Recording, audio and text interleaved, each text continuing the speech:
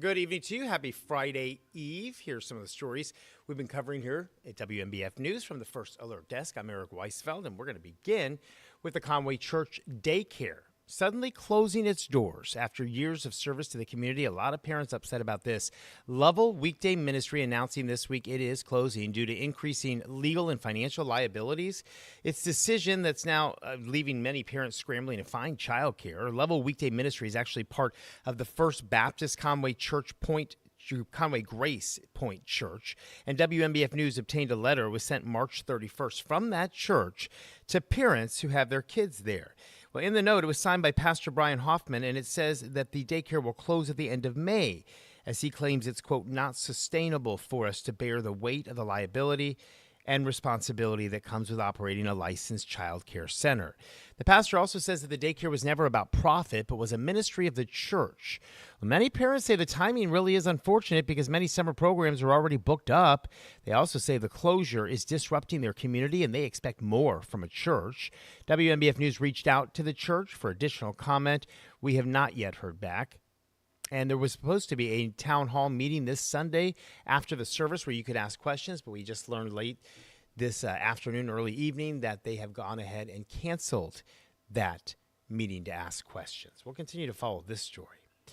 One man was arrested after I want to come back on me for that. After a gun was allegedly discovered at an Horry County elementary school, Dennis Great is charged now with carrying a weapon on school property and filing a false police report. So last Thursday, a worker at Loris Elementary found a gun inside a jacket at the Lost and Found. Well, after clearing the weapon, the school resource officer combed through surveillance footage and identified Great as a suspect in this. He's accused of wearing the jacket inside the school March 14th. Before placing it on a brick wall and then going through the metal detector. He is then seen leaving the school without the jacket. Great was booked into custody yesterday before being released on bond.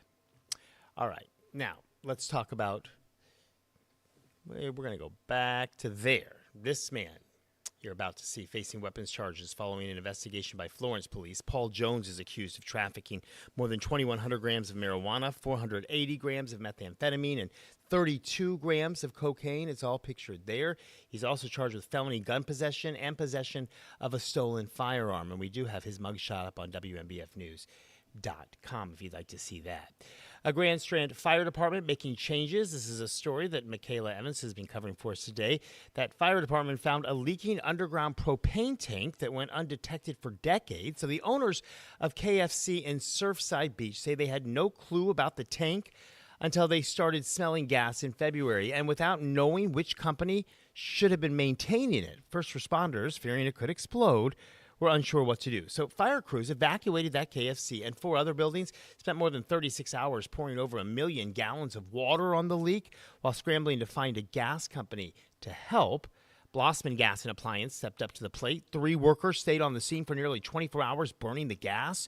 The company's now training firefighters on what to do if this happens again, and fire crews are putting together an emergency contact list for future propane incidents.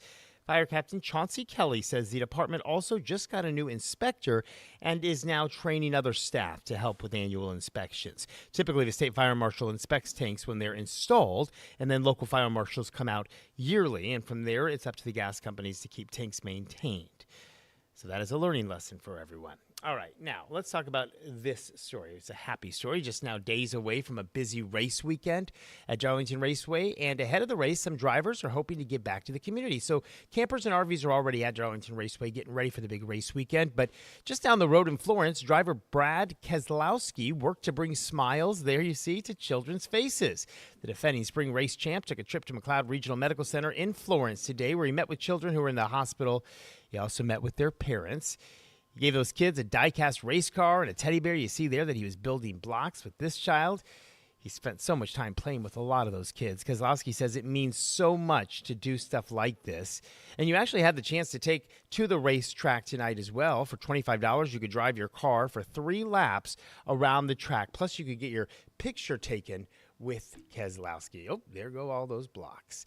All right, let's take a look at the forecast now as we take A live look at the Wicked Tuna Sky Cam and a gorgeous night tonight. And boy, Jamie's been telling us that tomorrow will be a great day to go to the beach. We know this weekend is going to be a beach weekend. We've been telling you that for a while now, but he was suggesting that you should start it early, actually. Make it a 3-day beach weekend. And then on Monday, we are expecting some showers, possibly a real long soaker. And that's something that we definitely could use with the drought situation that we are in right now in our area.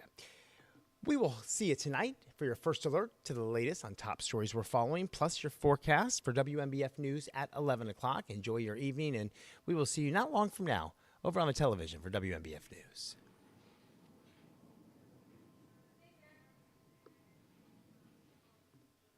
Thank you.